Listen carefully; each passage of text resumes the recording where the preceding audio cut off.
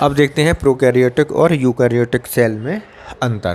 Prokaryotic जो cell होती हैं उनमें न्यूक्लियस मेम्ब्रेन नहीं पाई जाती है और यूकैरियोटिक सेल में प्रेजेंट होती है न्यूक्लियस मेम्ब्रेन। न्यूक्लियस के चारों तरफ मेम्ब्रेन, न्यूक्लियर मेम्ब्रेन पाई जाती है। ऐसे ही प्रोकैरियोटिक जो सेल्स होती हैं उनमें डीएनए में हिस्टोन प्रोटीन नहीं पाई जाती है, जबकि प्रोकैरियोटिक सेल्स में यूकैरियोटिक सेल में हिस्टोन प्रोटीन पाई जाती है, डीएनए में हिस्टोन प्रोटीन पाई जाती है। 70S राइबोसोम प्रोकैरियोटिक सेल्स में पाए जाते हैं।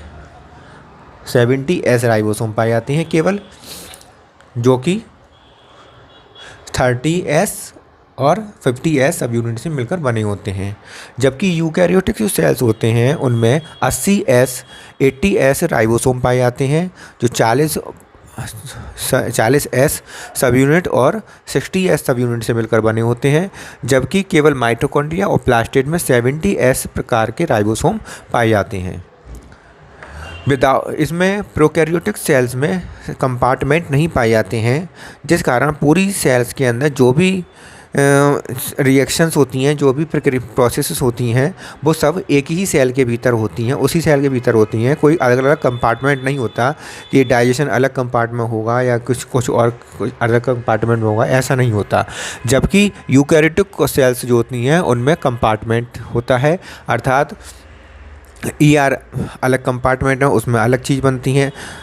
गोल्गी कॉम्प्लेक्स में अलग चीज़ें होती हैं, काम होते हैं, है ना। लाइसोसोम में अलग काम होते हैं और न्यूक्लियस के अंदर अलग काम होते हैं, माइटोकॉन्ड्रिया के अंदर अलग काम होते हैं, क्लोरोप्लास्ट के अंदर अलग काम होते हैं। इस प्रकार के अलग अलग कंपार्टमेंट होती हैं जिनमें अलग अलग प्रकार की चीज़ें प्रोसेसेस होती हैं। इसलिए यूकैरियोटिक सेल्स में कंपार्टमेंटलाइजेशन होता है, अर्थात कंपार्टमेंट पाए जाते हैं, जबकि प्रोकैरियोटिक कोशिका में कंपार्टमेंटलाइजेशन नहीं। सेल्स में एमेम्ब्रेनस सेल ऑर्गेनेल्स पाए जाते हैं, अर्थात इनके चारों तरफ सेल ऑर्गेनेल्स के चारों तरफ मेम्ब्रेन नहीं पाई जाती है। जबकि यूकैरियोटिक सेल्स में मेम्ब्रेनस और एमेम्ब्रेनस दोनों प्रकार के सेल ऑर्गेनेल्स पाए जाते हैं। एमेम्ब्रेनस जैसे कि राइबोसोम और मेम्ब्रेनस बाकी सारे, लगभग सभी जो होते हैं, माइटोकॉन्ड्रिया, गोल्गी बॉडी, ये एंडोप्लाज्मिक रेटिकुलम, न्यूक्लियस, ये सब में मेम्ब्रेन पाई जाती है। इस प्रकार के आते हैं यूकैरियोटिक में मेम्ब्रेनस और एमेम्ब्रेनस दोनों प्रकार के पाए जाते हैं, जबकि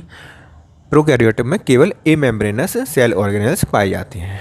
प्रोकैरियोटिक में जो फ्लैजिला होता है उसमें फ्लैजिलिन नामक प्रोटीन पाई जाती है। फ्लैजिलिन नामक प्रोटीन पाई जाती है फ्लैजिला में, प्रोकैरियोटिक कोशिकाओं में, जबकि यूकैरियोटिक कोशिकाओं में ट्यूबुलिन नामक प्रोटीन पाई जाती है। माइक्रोट्यूब्यूल्स होते हैं यूकैरियोटिक कोशिकाओं में, माइक्रोट्यूब्यूल्स होते हैं, उनमें ट्यूबुलिन प्रोटीन पाई जाती है। जबकि फ्लैजिलिन प्रोकैरियोटिक कोशिकाओं में फ्लैजिलिन नामक प्रोटीन पाई जाती है।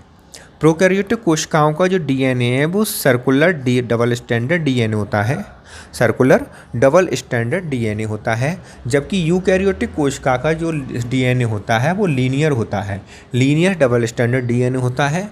लेकिन यूकैरियोटिक कोशिकाओं में जो माइटोकॉन्ड्रिया और प्लाज्मिड होते हैं, इनमें पाया जाने वाला DNA circular double standard DNA ही होता है। प्रोकैरियोटिक कोशिकाओं में प्लाज्मिड पाया जाता है और इसका डीएनए, प्लाज्मिड जो होता है सर्कुलर डबल स्टैंडर्ड डीएनए का बना हुआ होता है। ठीक है, तो प्रोकैरियोटिक कोशिकाओं में plasmid circular double standard DNA का बना हुआ होता है, जबकि यूकैरियोटिक कोशिकाओं में प्लाज्मिड पाया ही नहीं जाता है, एब्सेंट होता है। लेकिन ईस्ट में जो प्लाज्मिड पाया जाता है, ईस्ट एक अगला एक्सेप्शन है जिसमें प्लाज्मिड पाया जाता है और यूकैरियोटिक होता है, और इस प्लाज्मिड की जो लंबाई है 2 माइक्रोन होती है, इसीलिए इसके ईस्ट के प्लाज्मिड को 2 माइक्रोन प्लाज्मिड कहते हैं, 2 माइक्रोन प्लाज्मिड कहते हैं। तो पेपर में अगर पूछा जाता है कि 2 माइक्रोन प्लाज्मिड क्या होता है, तो 2 माइक्रोन प्लाज्मिड कहाँ पे होता है, ईस्ट में पाया जाता है। और ईस्ट कैसा है, यूकैरियोटिक कोशिका है, प्रोकैरियोटिक नहीं है। ठीक है, प्रोकैरियोटिक कोशिकाओं में फिर नाइट्रोजन फिक्सिंग एंजाइम पाए जाते हैं, जिसे हम नाइट्रोजनेज के नाम से जानते हैं। नाइट्रोजनेज नामक नाइट्रोजन फिक्सिंग एंजाइम प्रोकैरियोटिक कोशिकाओं में पाए जाते हैं, जबकि यूकैरियोटिक कोशिकाओं में नाइट्रोजनेज नामक एंजाइम्स नहीं पाए जाते हैं। ग्लाइकोलाइसिस जो है वो साइटोसोल में होता है, दोनों में ही साइटोसोल में ग्लाइकोलाइसिस की क्रिया कंप्लीट होती है। आगे अंदर देखते हैं कि ऑक्सीडेटिव डिकार्बोक्सिलेशन की जो क्रिया है प्रोकैरियोटिक सेल्स में साइटोसोल के अंदर होता है, अर्थात ऑक्सीडेटिव डिकार्बोक्सिलेशन की क्रिया साइटोसोल में होती है प्रोकैरियोटिक में, जबकि यूकैरियोटिक में माइटोकॉन्ड्रियल मैट्रिक्स में होती है। माइटोकॉन्ड्रिया के अंदर जो मैट्रिक्स होता है माइटोकॉन्ड्रियल मैट्रिक्स, उसमें ऑक्सीडेटिव डिकार्बोक्सिलेशन की क्रिया होती है। प्रोकैरियोटिक सेल्स में क्रेब्स साइकिल्स साइटोसोल में पाया जाता है, क्रेब्स साइकिल्स की क्रिया जो है वो साइटोसोल के अंदर होती है, जबकि यूकैरियोटिक सेल्स में माइटोकॉन्ड्रियल मैट्रिक्स के अंदर क्रेब्स साइकिल की क्रिया होती है। ETS electron transport system, ETS जो प्लाज्मा मेम्ब्रेन में होता है, जो बैक्टीरिया होता है उसमें प्रोकैरियोटिक सेल से बैक्टीरिया जो होते हैं इनमें प्लाज्मा मेम्ब्रेन फोल्डेड हो जाती है और फोल्डेड होकर मीसोसोम का निर्माण करती है। इन मीसोसोम में ईटीएस की क्रिया होती है, यह कह सकते हैं कि प्लाज्मा मेम्ब्रेन में ईटीएस की क्रिया होती है, जबकि यूकैरियोटिक सेल में इनर माइटोकॉन्ड्रियल मेम्ब्रेन कहाँ पर ईटीएस होता है, इनर माइटोकॉन्ड्रियल मेम्ब्रेन में ईटीएस की क्रिया होती है। प्रोकैरियोटिक सेल में शटल सिस्टम एब्सेंट होता है, जबकि यहाँ पर पाया जाता है। शटल सिस्टम यूकैरियोटिक सेल्स में पाया जाता है। शटल सिस्टम के कारण ही दो प्रकार के एटीपी हमें प्राप्त होते हैं।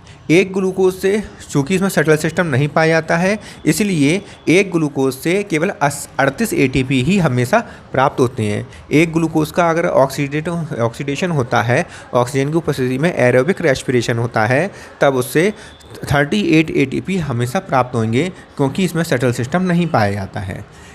जबकि एक ग्लूकोज से 38 एटीपी भी प्राप्त हो सकते हैं। यूकैरियोटिक सेल्स में एक ग्लूकोज से 38 एटीपी प्राप्त हो सकते हैं और 36 एटीपी भी प्राप्त हो सकते हैं, क्योंकि शटल सिस्टम के कारण ही ये दो प्रकार का एटीपी हमें प्राप्त होता है। रेप्लिकेशन में देख लेते हैं, डीएनए रेप्लिकेशन में देख लेते हैं। रेप्लिकेशन की जो क्रिया है डीएनए में, रेप्लिकेशन की जो क्रिया है वो प्रोकैरियोटिक में मोनो रेप्लिकोनिक होती है। मोनो रेप्लिकोनिक का मतलब क्या होता है कि ये एक स्थान से, एक इसका ओरिजिन पॉइंट होता है, वहीं से ये डीएनए अनबाउंडेड होना शुरू होता है और पूरा डीएनए धीरे धीरे अनबाउंड हो जाता है। इस कारण क्या है कि केवल एक स्थान से ही शुरू होता है रेप्लिकेशन, तो रेप्लिकेशन एक ही स्थान से शुरू होता है, इसलिए इसे मोनो रेप्लिकोनिक रेप्लिकेशन कहते हैं प्रोकैरियोटिक सेल्स में, और ये साइटोसोल के अंदर होता है, जबकि यूकैरियोटिक कोशिकाओं में रेप्लिकेशन की जो क्रिया है वो पॉली रेप्लिकोनिक होती है। डीएनए बहुत बड़ा होता है, इस कारण जगह जगह पर डीएनए अनबाउंड होता है, और जगह जगह पर अनबाउंड होने के कारण इसे कई सारी जगह पर रेप्लिकेशन स्टार्ट होता है, इसलिए इसको हम पॉली रेप्लिकोनिक कंडीशन रेप्लिकेशन कहते हैं। और ये जो क्रिया है न्यूक्लियस के अंदर होता है, और ये जो क्रिया है न्यूक्लियस के अंदर होती है, क्योंकि डीएनए न्यूक्लियस में पाया जाता है, इसलिए ये क्रिया पॉली रेप्लिकोनिक की क्रिया न्यूक्लियस के अंदर होती है। प्रोकैरियोटिक कोशिका में ट्रांसक्रिप्शन की जो क्रिया है, ट्रांसक्रिप्शन का मतलब होता है कि डीएनए से आरएनए का बनना, तो डीएनए से जो आरएनए का बनना होता है, ट्रांसक्रिप्शन की जो क्रिया होती है वो पॉलीसिस्टोनिक होती है। इसमें क्या होता है, पॉलीसिस्टोनिक का मतलब ये होता है कि एक छोटे से खंड में कई सारे जीन होते हैं और कई सारे जीन का एक साथ ट्रांसक्रिप्शन होना स्टार्ट हो जाता है। केवल एक जीन का एक बार में ट्रांसक्रिप्शन नहीं होता है, इसमें कई सारे जीन का एक साथ ट्रांसक्रिप्शन हो जाता है, इसलिए कई सारे जीन का होता है, इसलिए इस पॉलीसिस्टोनिक ट्रांसक्रिप्शन कहलाता है। जबकि यूकैरियोटिक कोशिका में मोनोसिस्टोनिक ट्रांसक्रिप्शन होता है। मोनोसिस्टोनिक का मतलब ये है कि जगह जगह पर काफ़ी बड़े एरिया में एक एक जीन होता है, और एक जीन का केवल एक बार में एक ही जीन का ट्रांसक्रिप्शन हो पाता है, एक विशेष प्रकार का जीन का ट्रांसक्रिप्शन हो पाता है, क्योंकि जिससे कि एक विशेष प्रकार की प्रोटीन का निर्माण हो सके।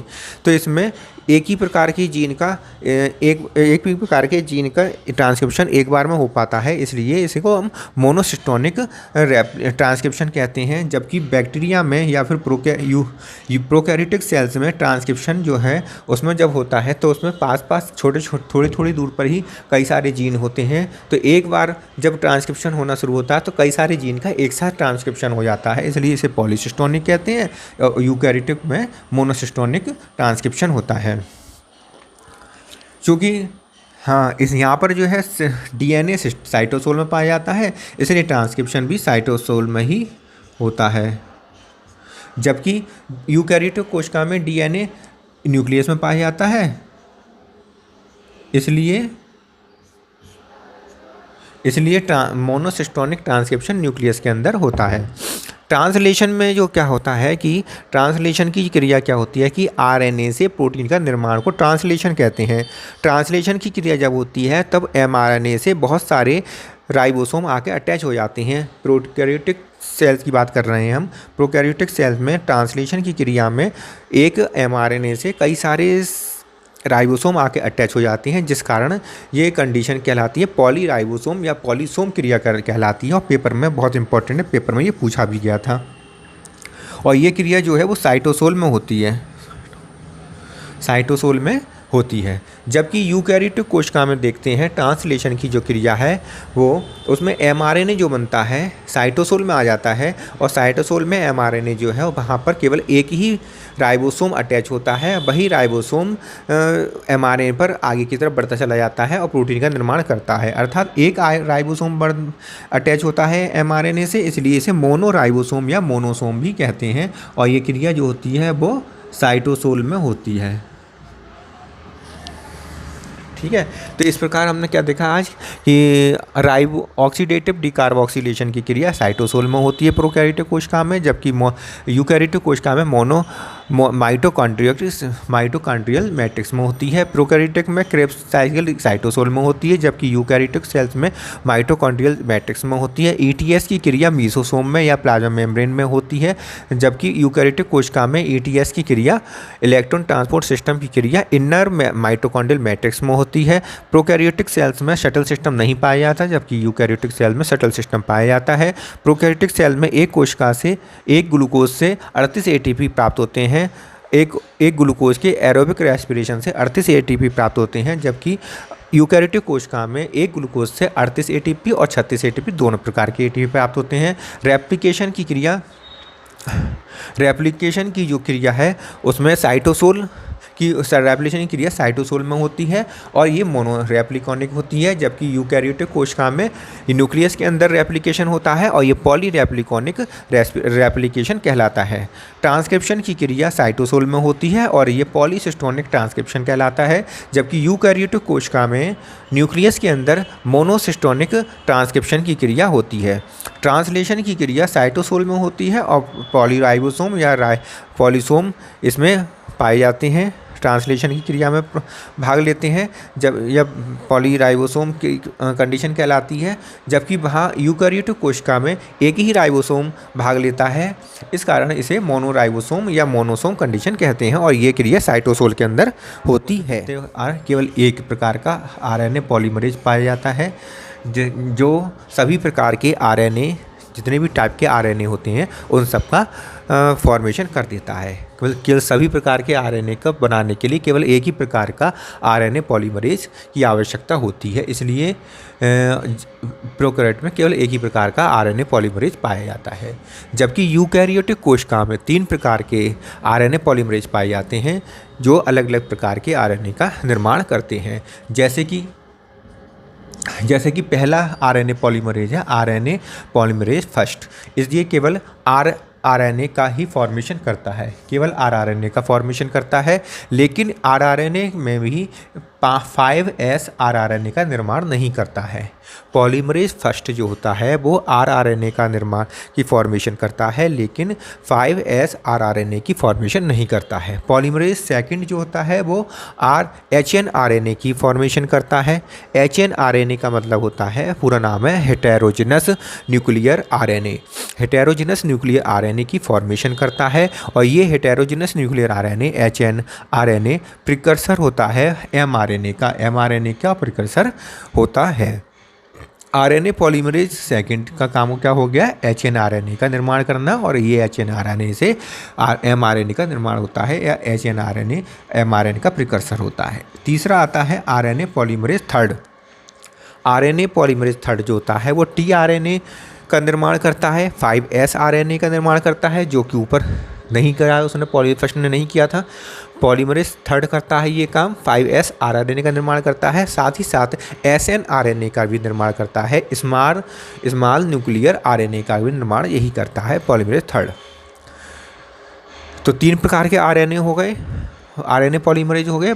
आरएनए पॉलीमरेज फर्स्ट आरआरएनए का निर्माण करेगा, F5s आरआरएनए को छोड़कर। RNA polymerase third second HNRNA का निर्माण करेगा। RNA polymerase third tRNA, 5s RNA और SNRNA का निर्माण करता है। आरएनए की जो प्रोसेसिंग है वो प्रोकैरियोटिक कोशिका में नहीं पाई जाती है, जबकि यूकैरियोटिक कोशिका में आरएनए की प्रोसेसिंग पाई जाती होती है। तो आरएनए की जो प्रोसेसिंग है वो यूकैरियोटिक में तो होती है, जबकि इसमें नहीं होती है, प्रोकैरियोटिक में नहीं होती है। जो जीन हैं प्रोकैरियोटिक में, जो जीन होते हैं वो नॉन स्प्लिट जीन कहलाते हैं। प्रोकैरियोट में पाए जाने वाले जीन नॉन स्प्लिटिंग जीन कहलाते हैं, जबकि यूकैरियोटिक में पाए जाने वाले जीन स्प्लिट जीन कहलाते हैं। और स्प्लिट जीन 2 प्रकार के होते हैं इसमें, एक तो एक्सॉन होता है, एक इंट्रॉन होता है। एक्सॉन जो होता है वो आरएनए का फंक्शनल पार्ट होता है, जिससे प्रोटीन का निर्माण होता है, और जबकि इंट्रॉन जो होता है वो नॉन फंक्शनल पार्ट होता है। इसका जो है, इससे प्रोटीन का निर्माण नहीं होता है, इसलिए इसे काट कर अलग कर दिया जाता है, स्प्लाइस कर अलग कर दिया जाता है। तो स्प्लिट जीन जो होते हैं एक्सॉन और इंट्रॉन होते हैं। एक्सॉन फंक्शनल पार्ट होता है, जबकि इंट्रॉन नॉन फंक्शनल पार्ट होता है। इंट्रॉन, चूँकि प्रोकैरियोटिक कोशिका में इंट्रॉन पाया नहीं जाता, इसलिए इसमें स्प्लाइसिंग की आवश्यकता नहीं होती है, इसमें स्प्लाइसिंग नहीं होता है। जबकि यूकैरियोटिक कोशिका में एक्सॉन इंट्रॉन दोनों पाए जाते हैं, पहले एक्सॉन फिर इंट्रॉन, फिर एक्सॉन फिर इंट्रॉन, इस तरह से लगे रहते हैं। तो इंट्रॉन को अलग करने के लिए स्प्लाइसिंग होती है, स्प्लाइसिंग की क्रिया इसमें होती है। तो ठीक है, तो प्रोकैरियोटिक कोशिका में एक ही आरएनए पॉलीमरेज पाया जाता है जो सभी प्रकार के आरएनए का निर्माण करता है। यूकैरियोटिक कोशिका में 3 प्रकार के आरएनए पॉलीमरेज पाए जाते हैं। आरएनए पॉलीमरेज फर्स्ट, जिससे आरएनए का निर्माण होता है, और जबकि 5s आरएनए का निर्माण नहीं होता। आरएनए पॉलीमरेज सेकंड, जिससे HNRNA का निर्माण होता है, जो कि mRNA का प्रिकर्सर होता है। आरएनए पॉलीमरेज थर्ड, जो कि tRNA का निर्माण करता है, 5s आरएनए का निर्माण करता है, और SNRNA का निर्माण करता है। इसमें और आरएनए प्रोकैरियोटिक कोशिका में आरएनए प्रोसेसिंग की क्रिया नहीं पाई जाती है, जबकि यूकैरियोटिक कोशिका में आरएनए प्रोसेसिंग की क्रिया पाई जाती है। इसमें प्रोकैरियोटिक कोशिका में जो जीन पाए जाते हैं उन्हें नॉन स्प्लिट जीन कहते हैं, जबकि यूकैरियोटिक कोशिका में पाए जाने वाले जीन को स्प्लिट जीन कहते हैं। ये 2 प्रकार के होते हैं, एक्सॉन और इंट्रॉन होते हैं। एक्सॉन जो होते हैं वो फंक्शनल पार्ट कहलाता है, और जबकि इंट्रॉन जो होता है नॉन फंक्शनल पार्ट कहलाता है। प्रोकैरियोटिक कोशिका में इंट्रॉन नहीं पाया जाता है, इसलिए उसमें स्प्लाइसिंग नहीं होता है, जबकि यूकैरियोटिक कोशिका में इंट्रॉन पाया जाता है, इसलिए इसमें स्प्लाइसिंग की आवश्यकता होती है। सेंट्रल डोमा जो दिया था वो क्रिक ने दिया था। सेंट्रल डोमा जो दिया था वो क्रिक ने दिया था। इसमें क्या होता है कि डीएनए से डीएनए का निर्माण होता है, डीएनए से डीएनए का निर्माण होता है इसमें, तो इसे कहते हैं रेप्लिकेशन। इसको हम क्या कहलाते हैं? ये कहलाती है रेप्लिकेशन।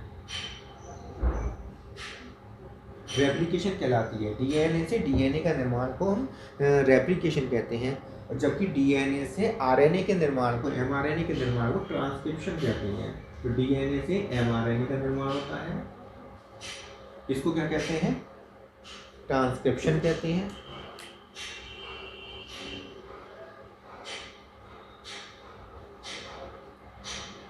ट्रांसक्रिप्शन कहलाता है। डीएनए से एमआरएनए के निर्माण को ट्रांसक्रिप्शन कहते हैं, और एमआरएनए से प्रोटीन के निर्माण को ट्रांसलेशन कहते हैं।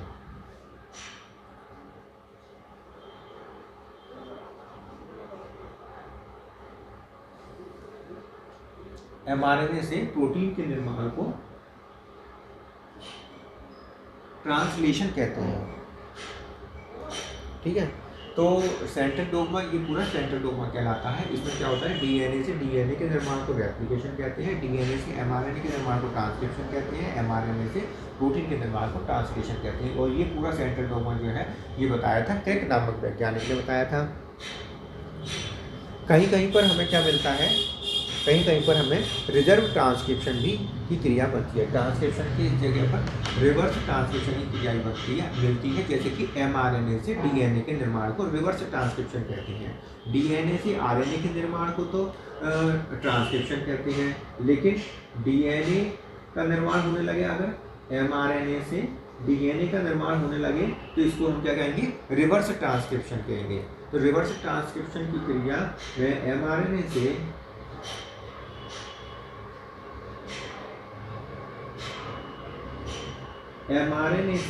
DNA का निर्माण होता है। और ये जो बताया था सबसे पहले किसने बताया था, टेमिन एंड बाल्टीमोर ने बताया था। तो रिवर्स ट्रांसक्रिप्शन का जो प्रोसेस दिया था वो किसने दिया था, Temin and Baltimore. Temin and Baltimore ने सबसे पहले इसके बारे में बताया था, रिवर्स ट्रांसक्रिप्शन की क्रिया को। रिवर्स ट्रांसक्रिप्शन को हम टेमिनिज्म भी कहते हैं, या हम इसे क्या कहते हैं, टेमिनिज्म। क्योंकि टेमिन ने बताया था इसलिए इसे टेमिनिज्म। अगर टेमिनिज्म पूछते हैं कि टेमिनिज्म क्या होता है, तो रिवर्स ट्रांसक्रिप्शन को ही उन्होंने पूछा है, क्योंकि टेमिन नामक और बाल्टीमोर नामक वैज्ञानिक ने इसके बारे में हमें